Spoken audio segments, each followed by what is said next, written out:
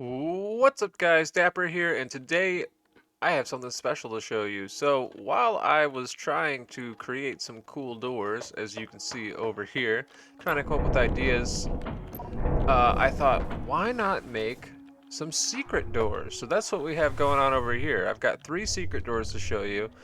This guy was just a test. I just wanted to see how it would look if, you had automatic shades going on, and that's just connected to a few rotors here. Pretty simple stuff. But moving on to the first secret door, you can kind of tell you can already tell what's going on here.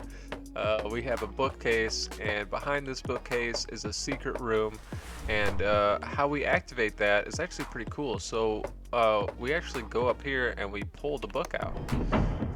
And that's pretty awesome. I have that connected to a rotor inside there. I'll probably go back and show you guys how I made everything towards the end. But as you can see, I've got the hidden room back here. Of course, we got some gold bars hidden behind the bookshelf, and we even have a button in here to where we can close it up behind us. Um, yeah, pretty cool stuff. So moving on to the next secret door. Here's another cool one. So let's say you're chilling in your living room. You're trying to play your new Xbox or PS5, and all of a sudden you hear your mom yelling for you to come do chores or whatever, and you're like, nope.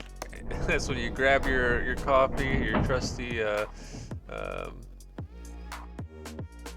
coaster, and you hop into your secret room, and maybe you have an upside down TV down here where you can just keep playing. Who knows? Personally, I have a coffee mug stash down here. You guys weren't supposed to see that, but that's what's going on here. And yeah, we can go ahead and hop back into the seat and go topside again. And it's pretty cool. I'll show you this while it's actually happening here. So if you do click the coaster, it actually flips out, and there's an identical couch that comes out with the same thing. So yeah, pretty cool. This one you have to flip twice just because one of those is connected to each other, but it still works all the same. Really cool stuff. Probably something you'd see in a Scooby-Doo show or something. How the floor just kind of flips. Yeah, so pretty neat. Moving on to the next one. This is probably one of my favorite hidden ones, just because it's so well hidden. So if you were to take a look at this, you could probably guess where it is. Obviously in one of the light fixtures here, but where it is kind of the challenge of this one. So if you knew of it, even if you knew about it, it'd take you a little bit to figure out how to get in here. So you'd think it's in the light switches here, and you're like, okay, where is it? Well, check this out, guys. So if you go up to this left light switch and you look right in the dead center, you see how the activate just popped up? Super awesome. You can activate it right through there, and the painting, by the way, my beautiful painting, by the way. I probably had to make this like 3 or 4 times, but look at that. you know Somewhat of an artist, I guess. All right, moving on. We also have the button behind the door, so of course you can close it behind you. But yeah, this one's just super cool because there really is no switch anywhere, unless you look really, really hard. So yeah, I'm gonna go ahead and show you how I did this. So there's a really cool concept in this game where if you put 2 pistons, you can clip things inside the walls, and that's actually what I've done for all of them. All 3 of these stations have the exact same concept where I've tried to hide the switch, just so it's not obvious. So if I press this, it actually pulls the light fixtures away from the wall here, and you can see, they're just a couple pieces here.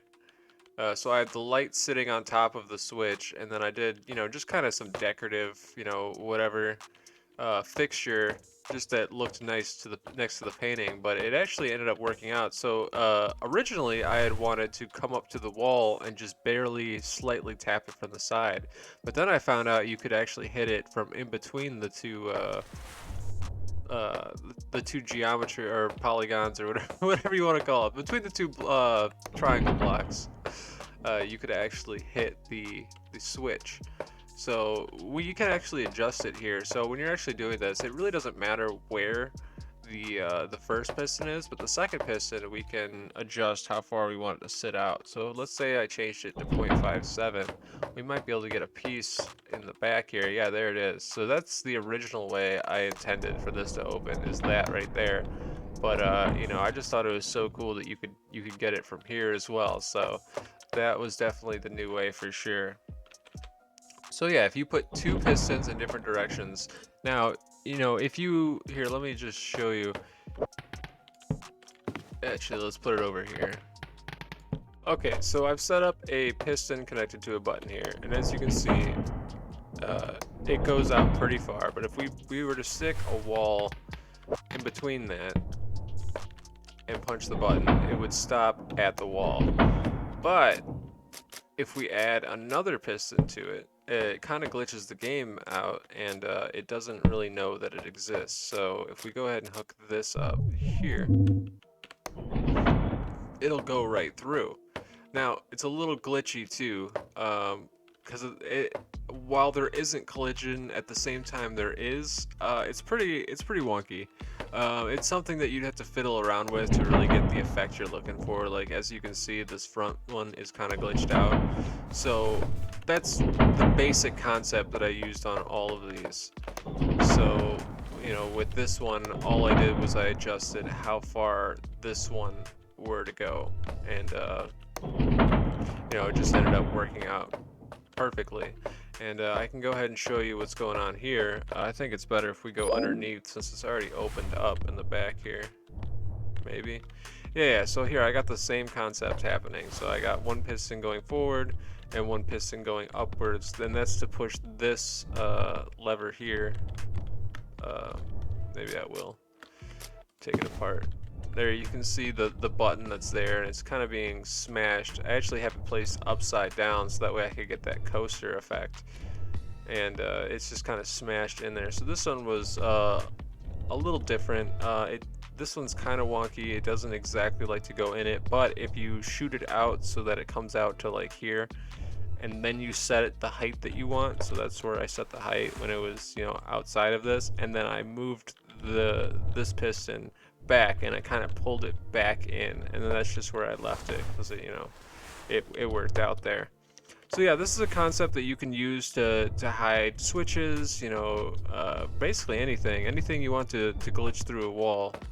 That's kind of the concept you can use. I think I did that a little bit on some of the doors that I made, but yeah, it's pretty cool. So over here, I've got the same thing going on, except for the book. I wanted the book to be able to, you know, be pulled out of the bookshelf. You know, I wanted that effect like you were actually pulling the book down. So what I did was I hooked a rotor up here. And this switch is actually connected to we'll probably do a logic gate first, yeah. It's somewhere inside here. So it's probably one of these down here. And that'll tell it to, you know, go like 30 degrees, so it looks like the book's actually just kind of like being tilted. And so it'll go there, tilt the book first, and then it'll hit a timer block, and then it'll have the piston pull the door open, which is pretty neat. So other things going on in here is these slanted books. I actually have 3 rotors down here that's doing all the slants for the books. So that's pretty neat. I have all those set up to sequencers somewhere. I hid them in the bookshelf. I hid them all over the place. So that way you could get that, you know, tilted book effect.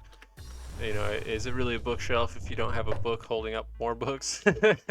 So that's what I did with that. And oh, and the whole clipping concept that I've been talking about is actually going on here too. So these books right here are actually all connected to a piston, and the piston's over here in the wall somewhere. Yeah, I think yeah, it's this setup I got going on right here. So I got one piston going that way, this piston's going this way, and basically what I did was I just I placed all these books, and then I built off of this and placed the switch. So basically this is connected to the shelf, this is connected to the rotor here, and then I had these connected to the pistons. that I just showed you, and then I just kind of smashed it into place so that way you know, it could clip inside a little bit and you wouldn't actually see the button. So that way when it's, you know, put away, it actually looks like one of the books. So yeah, I thought this was really cool. Definitely let me know what you guys think about this. I would love to see if I can make some more secret doors in the future. Maybe some kind of more doors in the floor that'll, you know, you go to hit a button and it'll pull you down, or maybe some trap rooms. Who knows? But yeah, if you liked the video, be sure to smash that like button. We are on the road to 1,000 subscribers, so if you aren't subscribed yet and you enjoy my videos, definitely do so, and I'll see you in the next one. Peace.